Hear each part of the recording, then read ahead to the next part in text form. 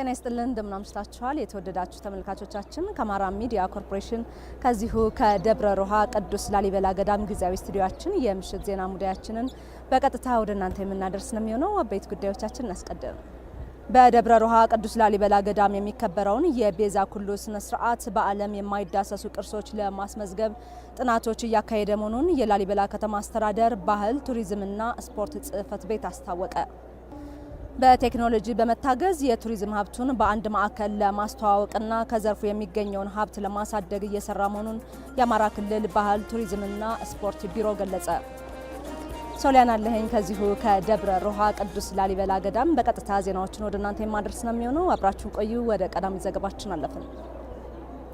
በደብረ ሮሃ ቅዱስ ላሊበላ ገዳም የሚከበረውን የቤዛ ኩሉ ስነ ስርዓት በዓለም የማይዳሰሱ ቅርሶች ለማስመዝገብ ጥናቶችን እያካሄደ መሆኑን የላሊበላ ከተማ አስተዳደር ባህል ቱሪዝምና ስፖርት ጽሕፈት ቤት አስታወቀ። ቤዛ ኩሉ ዓለም በደብረ ሮሃ ቅዱስ ላሊበላ ገዳም በተለየ ስርዓት ይከናወናል። ተጨማሪውን ከበቀለ ተሾመ እንከታተል።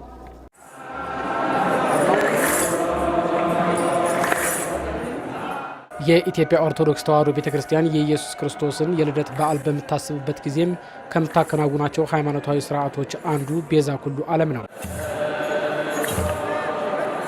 ቤዛ ኩሉ ዓለም የዓለም ቤዛ ማለት ሲሆን የሰው ልጅ ከመላእክት ጋር በጋራ በመሆን ለፈጣሪያቸው ምስጋና ያቀረቡበት ነው። ለአባታችን ለአዳም በገባው ቃል መሰረት ከ5500 ዘመን በኋላ መድኃኒታችን እግዚአብሔር ኢየሱስ ክርስቶስ ለዓለሙ ቤዛ ለመሆን ወይም ዓለሙን ለማዳን የተፈረደበትን ዓለም ለማዳን ሲወለድ የተነገረ ቃል ነው ማለት ነው።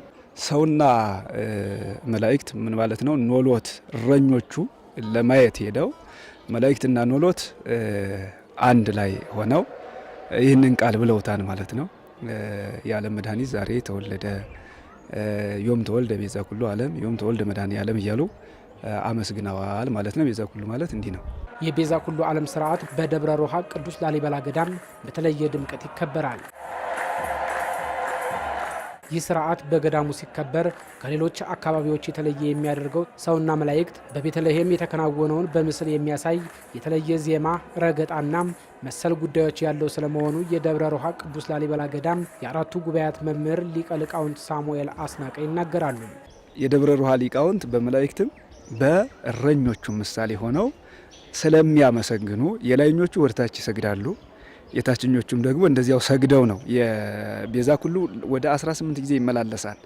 ከላይ ያሉት 9 ከታች ያሉት 9 ሲያመላልሱ እየሰገዱ የታችኞቹ ይሰጣሉ፣ የላይኞቹ ደግሞ ሰግደው እየተቀበሉ ቦታ እየቀያየሩ አንዱ እያለፈ አንዱ ክፍል እያለፈ አንዱ ክፍል ደግሞ እየተተካ ታች ያሉት ጀምረው ላይ ያሉት እየተቀበሉ ድምጹን ሲያስተጋቡ ከረገጣው ጀምሮ እስከ ፍጻሜው ድረስ ያለውን እስከ ሸብሸቦው ከዚያም ሰላም ይጻፋልና ዜማው ጭምር እንደ ሌላው አካባቢ አይደለም። የራሱ የቦታው የሆነ ባህል አለው። ይህ በደብረ ሮሃ ቅዱስ ላሊበላ ገዳም በልዩ ሁኔታ የሚከወነውን ስርዓት በዓለም የማይዳሰሱ ቅርሶች እንዲመዘገብና የኢትዮጵያ መገለጫ እንዲሆን ባለድርሻ አካላት መስራት እንዳለባቸው መምህሩ ገልጸዋል። በዓለ ልደት በሚከበርበት ጊዜ ሰው ተሰብስቦ በዓለ ልደትን በቅዱስ ላሊበላ እንዲያከብር ሁሉም አስተዋጽኦ ሊያደርግ ይገባል ብዬ አስባለሁ። የሚዲያ አካላትም ቢሆኑ ይሄንን ጥሩ አድርጎ መስራት ያስፈልጋል ብዬ አስባለሁ፣ አምናለሁ ማለት ነው። በደብረ ሮሃ ቅዱስ ላሊበላ ገዳም የሚከበረውን የቤዛ ኩሉ ዓለም ስነ ስርዓት በዓለም የማይዳሰሱ ቅርሶች ለማስመዝገብ የሚያስችሉ ጥናቶች እየተካሄዱ መሆናቸውን የላሊበላ ከተማ አስተዳደር ባህል ቱሪዝምና ስፖርት ጽሕፈት ቤት ኃላፊ ዲያቆን አዲስ የደምሴ ገልጸዋል። የገናን በዓል ቤዛ ኩሉ ነው የምንለው። ይህንን ደግሞ ዝማሬ ካህናት የሚዘምሩት ሃይማኖታዊ ትውፊቱን በጠበቀ መልኩ እንዲከበር ከማድረግ ባሻገር ደግሞ በዩኔስኮ ለማስመዝገብም ጥናት እየተጠናና ልዩ ልዩ ስራዎችን እያከናወንን ያለ ነው። ምክንያቱም እንደ ጥምቀት እንደ መስቀል የቤዛ ኩሉን ስርዓትን በተመሳሳይ ላይ በዩኔስኮ ብናስመዘግብ እንደ ሀገር ትልቅ አስተዋጽኦ ቱሪዝሙ ላይ መነቃቃት ስለሚያመጣ ይህንንም ስራ እየሰራን ያለ ነው።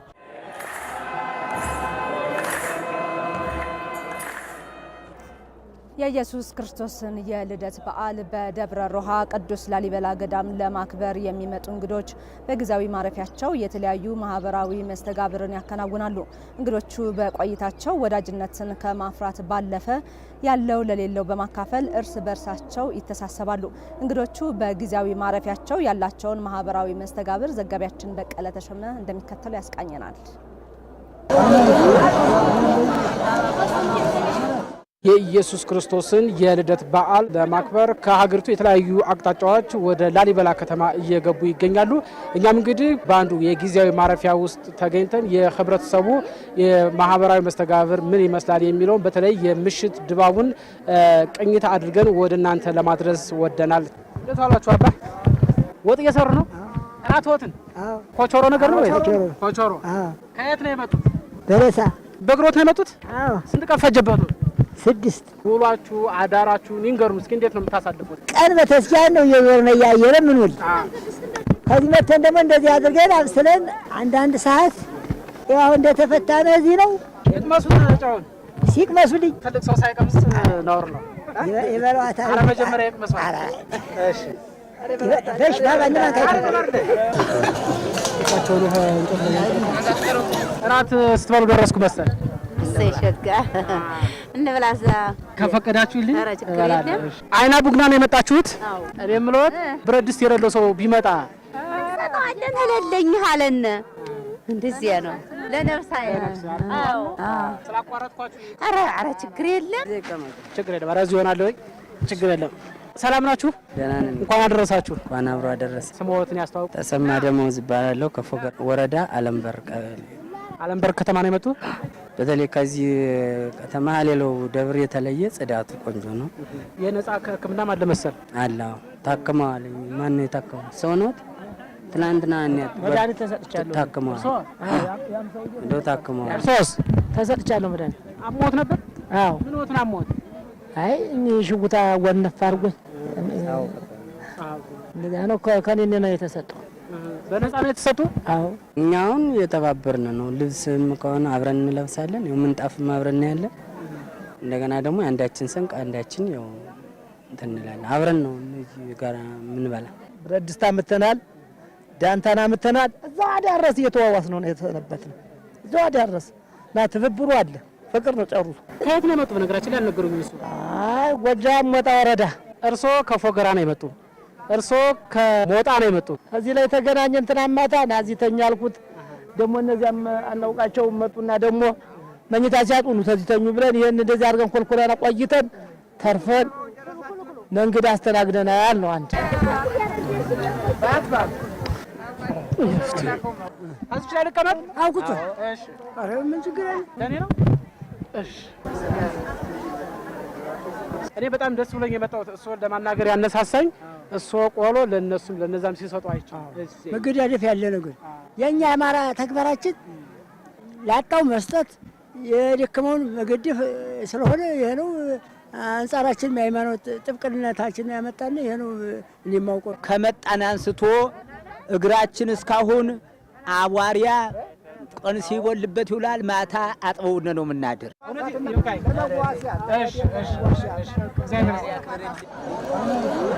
የኢየሱስ ክርስቶስን የልደት በዓል በላሊበላ ከተማ ለማክበር የሚመጡ እንግዶች ወንጀል ሲፈጸምባቸው አፋጣኝ ውሳኔ ለመስጠት የጊዜያዊ ችሎት አገልግሎት እየሰጠ መሆኑን ከተማ አስተዳደሩ አስታወቀ። የጊዜያዊ ችሎት አገልግሎት በማግኘታቸው የተሰረቁትን ገንዘብ በአጭር ጊዜ ለማግኘት አስችሎናል ሲሉ የአገልግሎቱ ተጠቃሚዎች ተናግረዋል። በቀለ ተሾመ ተጨማሪ አለው። የኢየሱስ ክርስቶስን የልደት በዓል በላሊበላ ከተማ ለማክበር በርካታ ሰዎች ወደ ከተማዋ እየገቡ ነው። ለጽድቅ የሚመጡ ሰዎች እንዳሉ ሁሉ በእኩይ ስራ የሚሰማሩ ደግሞ አይጠፉም። አቶ ጉዳይ ሰፊው በላሊበላ ከተማም ልብስ ለመግዛት ወደ ገበያ በሚሄዱበት ወቅት ሌቦች ከኪሳቸው ገንዘባቸውን ይወስዱባቸዋል። ፖሊስና አቃቢ ሕግ ደግሞ በከተማዋ በተቋቋመው የጊዜያዊ ችሎት በማቅረብ አፋጣኝ ውሳኔ በመወሰን ገንዘባቸው እንዲመለስላቸው አድርገዋል። የዩን ልብስ ገዝቼ ለህርስም ነው የተሰረኩት። ሪያል ሆኔን አቸነፋ መጦ ለሲል የገበያ ሰው አያያዘኝ። እዚያ በኋላ ያው የህግ ባል አካል ደረሰልኝ። ብሩ ጋር ቆጥረው ይዘውት መጡ። ስንት ብር ነው? 9500 ብር። ሃይ አያይዘው አስቀመጡና ቁጭ በል ተባልሁኝ። ያው ህግ እናት አባት ነው። ህግ ጠየቀልኝ። ያው ሰሞኑን አመጣው አንስቼ ያው እዚህ ያር መጠጣበት ምንም ሳለለልኝ ያው እንደምታዩኝ ሃይው ሰነበት አሁን ህግ እናት አባት ነው ሰጠ። በዓላት ሲመጡ ስርቆትና መሰል ወንጀሎች ስለሚበዙ እንግዶች ፍትህ ማጣት ስለሌለባቸው በጊዜያዊ ችሎቱ የወንጀለኛን መረጃ በማጠናከር ውሳኔ በአጭር ጊዜ እንዲሰጥ እየሰሩ መሆናቸውንም በላስታ ወረዳ ፍትህ ጽህፈት ቤት የወንጀል አቃቢ ህግ አቶ አማረ ተስፋዬ ገልጸዋል። የተለያዩ ወንጀል ድርጊቶች ይፈጸማሉ። ከነዚህ ወንጀል ድርጊቶች መካከል አንዱ የእጅ ከፈንጅ ወንጀል ነው። ከባለፈው ከቅዳሜ ቀን ጀምሮ በተደጋጋሚ የስርቆት ወንጀሎች እየተፈጸሙ ነው። ፖሊስ ተገቢው ምርመራ አጠናቆ ምርመራው ካለቀ በኋላ ወደ አቃቢ ህግ ይልካል። እኛም ከዚህ ከተቋቋመው ጊዜያዊ ችሎት ጋር በመነጋገር ተገቢውን ክስ መስርተን የቅጣት ውሳኔ እንዲሰጥና ጥፋተኛው ተብሎ ተገቢውን የእርምት እርምጃ እንዲወሰድበት እያደረግን ያለ ነው። ከመደበኛ ችሎቱ ይሄ ጊዜያዊ ችሎቱ የሚለየው በተፋጠነ የግል ተበዳይንም ሆነ ተከሳሹንም ሆነ ማስረጃዎችም ቶሎ ሳይጠፉ ማስረጃን ተሰባስበው እዚሁ ነው ቶሎ መፍትሄ የሚሰጠው። በበዓላት ወቅት ወንጀልን ቀድሞ ለመከላከል ከባለድርሻ አካላት ጋር በቅንጅት እየተሰራ ነው ያሉት የላሊበላ ከተማ አስተዳደር ፖሊስ ጽህፈት ቤት ኃላፊ ኢንስፔክተር ወርቅ እየነጋሽ ወንጀል ሲፈጸምም አፋጣኝ ውሳኔ እንዲሰጥ የምርመራ ቡድን ተቋቁሞ እየተሰራ ነው ብለዋል። እንደ ከተማ አብይ ኮሚቴ ያለው ራሱን የቻለ እቅድ አቅደን በተለይም ደግሞ የወንጀል መከላከል ስራው ላይ ትኩረት ሰጥተን ነው ስራ እየሰራን ያለ ነው። ከዚህም ባሻገር ወንጀል ተፈጽሞ ሲገኝ የምርመራ ስራዎችን ማከናወን አንዱ የተቋሙ ተግባር በመሆኑ ዜጎችም ፖሊስ የታለ ፍትህ የታለ ዳኛ ፍርድ ቤት የታለ ብለው እንዳይሄዱ እንዳይንገላቱም ጭምር በአንድ ላይ ችሎት ነው ያስቻልና ያለ ነው። የምርመራ ቡድን አለን። ይሄ የምርመራ ቡድን መርማሪ ፖሊስ፣ አቃቢ ህግና ዳኛ በአንድ ግብአቶችን አሟልተንም ጭምር እዚሁ ፖሊስ ጣቢያ አንድ ማዕከል አድርገን ነው ስራዎችን እየሰሩ ያለ። ማህበረሰቡ ከጸጥታ አካላት ጋር በመሆን የጀመረውን ወንጀልን የመከላከል ስራ አጠናክሮ ሊቀጥል እንደሚገባም ኃላፊው አሳስበዋል። በየአካባቢው የራሱን አካባቢ የራሱ እንዲጠብቅ በብሎክ ከዚህ በፊትም የተደራጀ ነው። ይህን የተደራጀውን ማህበረሰብ ወደ ስራ አስገብተን ስራ እየሰራ ያለበት ሁኔታ ነው ያለው። የመንግስት የጸጥታ መዋቅር ብቻ አይደለም ራሱን ችሎ እየሰራ ያለው ከማህበረሰቡ ጋር ከቤተ ክርስቲያን ሰዎች ጋር በጋራ ነው እየሰራ ነው ያለው ማለት ነው። ጥርን በባህር ዳር የሚከበሩ ሁነቶች የከተማዋን የቱሪዝም ዘርፍ ለማነቃቃት የጎላ ሚና እንዳላቸው የባህር ዳር ከተማ አስተዳደር ባህል ቱሪዝምና ስፖርት መምሪያ ገለጸ። በሚከበሩ ሁነቶች የጎብኚዎችን የቆይታ ጊዜ ለማራዘም በትኩረት እየሰራ እንደሆነም መምሪያው አስታውቋል። ማማነሽ ገና ተጨማሪ አላት። የጥርን በባህር ዳር መርሃ ግብሮች ከጥር ዋዜማ ጀምሮ በኢንተርፕራይዞች የስራ ፈጠራ ውድድር፣ በጀልባ ሽርሽር፣ በታንኳ ውድድርና በሌሎችም ሁነቶች ይከበራሉ። የባህር ዳር ከተማ አስተዳደርም እነዚህን ሁነቶች ለጎብኚዎች የቆይታ ጊዜ በሚያራዝም መንገድ ዝግጅት እያደረገ መሆኑን የከተማ አስተዳደሩ ባህል ቱሪዝምና ስፖርት መምሪያ ኃላፊ አቶ ጋሻው እንዳለው ገልጸዋል። በመንግስት አቅምና በህብረተሰቡ በግል ዘርፉ አቅም አንዳንድ ለዚሁ መርሃ ግብሮች ማስፈጸሚያ የሚውሉ ሀብቶችን በማፈላለግ በቅደም ተከተል ዝግጅት እያደረግንባቸው ነው ያለን ማለት ነው። የተራዘመ ቆይታ ቱሪስቶች ለመቆየት እድል እንዲሰጥ የሚያስችሉ ሁነቶችን ነው እያዘጋጀን ያለ ነው። በእነኚህ ሁነቶች የከተማው ህዝብና የክልሉ ህዝብ ያለውን የስነ እውቀት የባህል አቅም እንዲሁም ደግሞ አሁን የደረሰበትን የእድገት እና የልማት ደረጃ በደንብ ሊታዘባቸው በሚችል መልኩ የአንዳንድ ሁነቶችን በደንብ አድርገን የማዘጋጀት ስራ ነው እየሰራን ያለን። የኮሪደር ልማቱ የባህር ዳር ከተማ ተጨማሪ ድምቀት በመሆኑ የጎብኚዎችን ቀልብ ለመሳብ እድል የሚሰጥ ነው። ጥርን በባህር ዳር የሚከበሩ ሁነቶች የቱሪዝም ዘርፉን ለማነቃቃት ጉልህ አበርክቶ አለውም ብለዋል የመምሪያው ኃላፊ። የመስህብ ሀብቶች፣ የቅርስ ስፍራዎች እንዲሁም ደግሞ የከተማ ልማት ቦታዎች በተለይም በቱሪዝም ዘርፍ ያሉ ሎጂዎች፣ ሪዞርቶች፣ ሞል እና ሆቴሎች፣ ሬስቶራንቶችን ጨምሮ ደረጃቸውን የጠበቁ የብስክሌት ወይ ተጣምሮ የተሰራባቸው የኮሪደር ስፍራዎች፣ የመናፈሻ ስፍራዎች የመጎብኘት እድል ይኖራቸዋል። ስለዚህ እነዚህ በሙሉ የገበያ ቅስቀሳ ወይም ደግሞ የገበያ መነቃቃት የሚፈጥሩበት እድል ይኖራል። የቱሪዝም ዘርፉ ቤተሰቦችም ለጎብኚዎች የተሻለ አገልግሎት በመስጠት ለዘርፉ መነቃቃት ሚናቸውን ሊወጡ ይገባል ብለዋል። አገልግሎት አሰጣጡ በተለይ የመስተንግዶ የቱሪዝም አገልግሎት ሰጪ ተቋማት የሚባሉት ኤርፖርት፣ ሆቴሎች፣ ሬስቶራንቶች፣ የቱሪዝም መዳረሻ የመስህብ ስፍራዎች አካባቢ፣ የባህል እና የስጦታ ዕቃ መደብሮች አካባቢ ሙሉ የቱሪዝም ስፍራዎች ላይ ቱሪስቶች ቆይታቸው ያማረ እንዲሆን አንዱ የመስተንግዶ ሆስፒታሊቲ ይወስነዋል ማለት ነው። ስለዚህ በቱር ኤንድ ትራቨሊንግ ኤጀንቶች፣ አስጎብኝ ማህበራት፣ የጀልባ ማህበራትና የሆቴል ባለሙያዎች ማህበራት ለዚህ በጣም አይነተኛ ሚና እንደሚኖራችሁ ታሳቢ አድርጋችሁ የከተማችን ገጽታ በግልጽ ለመገንባት እድል በሚሰጥ መልኩ መስተንግዷችሁን የተሻሻለና ለቱሪስቶች የተመቸ እንዲሆን አደራ ማለት ነው የምንወደው ማለት ነው። ሁሉም በሁነቶች እንዲሳተፍና እንዲታደምም ጥሪ ቀርቧል። በገና በዓል የእርድ እንስሳት አቅርቦት እጥረት እንዳይከሰት ሲሰራ መቆየቱን የፍኖተ ሰላም ከተማ አስተዳደር እንስሳትና ዓሳ ሀብት ተጠሪ ጽሕፈት ቤት ገለጸ። በፍኖተ ሰላም ከተማ ያለውን የእንስሳት ገበያ በተመለከተ ያነጋገርናቸው ሻጭና ገዢዎች የተሻለ የእንስሳት አቅርቦት መኖሩን ገልጸዋል። ተጨማሪውን ከንጉስ ስንታየው እንከታተል። በፍኖተ ሰላም ከተማ አስተዳደር የገና በዓል የእንስሳት ገበያን በተመለከተ ተዘዋውረን ያነጋገርናቸው ሻጭና ገዢዎች በገበያው የተሻለ አቅርቦት መኖሩን ገልጸዋል። ከዚህ በፊት በገበያው መጠነኛ ሰንጎች ከ30 ሺህ እስከ 80 ሺህ ብር ይሸጡ እንደነበር ያስታወሱት አስተያየት ሰጪዎቹ በዚህ ዓመት በቂ አቅርቦት ቢኖርም መጠነኛ የዋጋ ጭማሪ መኖሩን አስረድተዋል። የከብት አቅርቦቱ ተመጣጣኝ ነው፣ ግን ጥሩ ነው። ያው ሻጭም እየሸጠ ነው፣ ገዥም የመሰለውን መርጦ እየገዛ ነው። ግን እንደ ዋጋ ደረጃ ያው ከ120 ከ130 እስከ 50 ድረስ ያው አለ። የመረጠውን ሰው እየመረጠ አቅሙ የፈቀደውን ያው እየገዛ እየሄደ ነው። የዘንድሮ በጣም ጭማሪ ያለው ምክንያቱም ህመኖ ተነስቶ አሁን ከብት እየጨመረ ነው ያለ።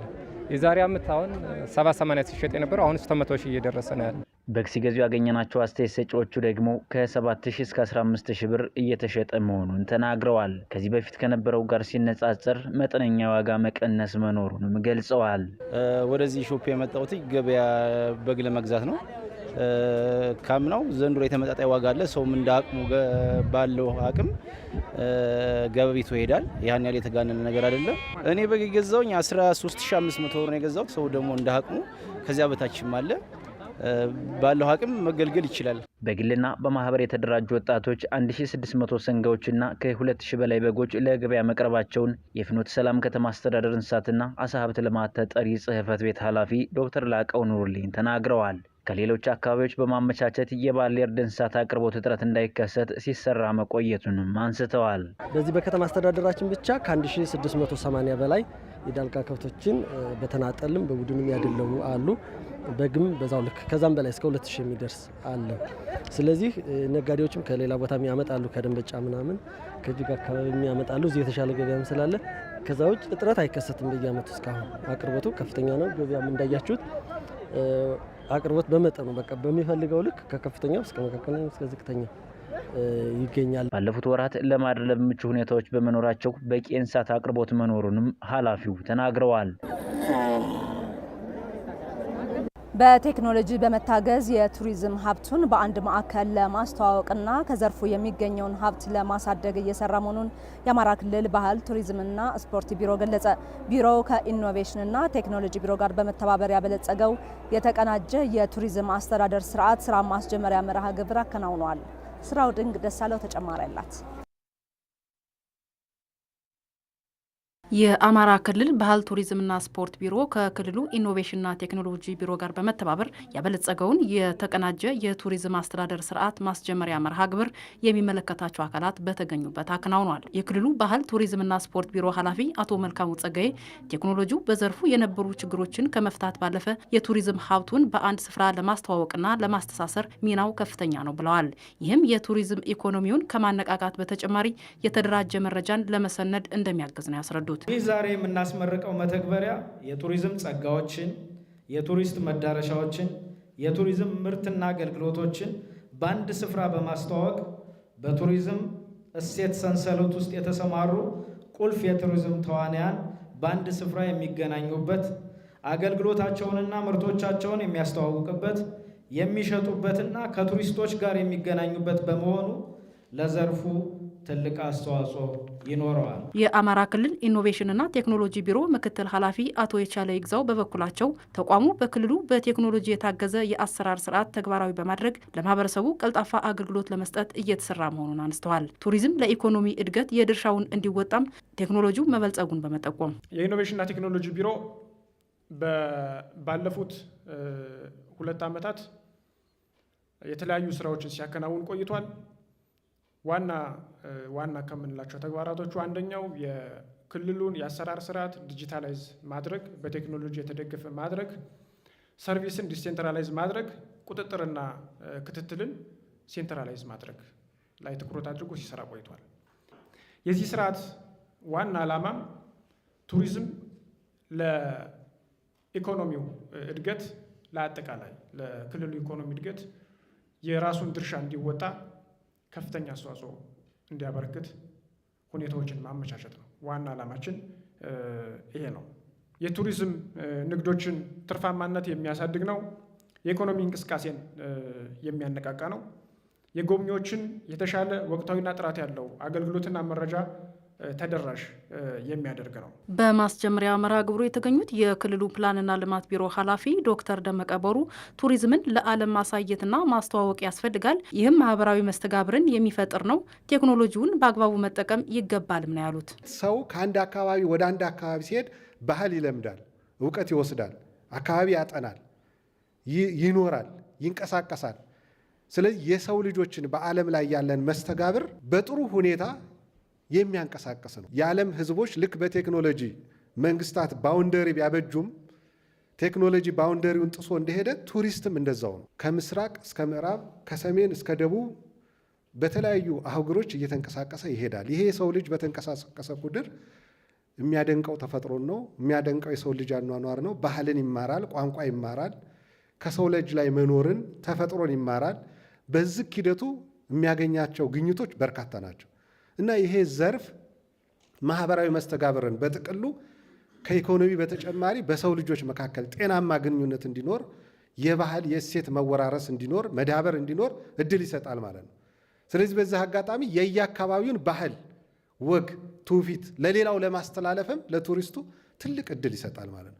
አይረሴ ይሆናሉ ማለት። ስለዚህ ባለድርሻ አካላት ይህን ሶፍትዌር በደንብ መጠቀም ያስፈልጋል። ቴክኖሎጂው በክልሉ የሚገኙ የቱሪዝም መዳረሻ ስፍራዎችን በቀላሉ ለዓለም ለማስተዋወቅና ከዘርፉ የሚገኘውን ኢኮኖሚ ለማሳደግ ያግዛልም ነው የተባለው። በመርሃ ግብሩ በበለጸገው ቴክኖሎጂ ዙሪያም ውይይት ተደርጎበታል።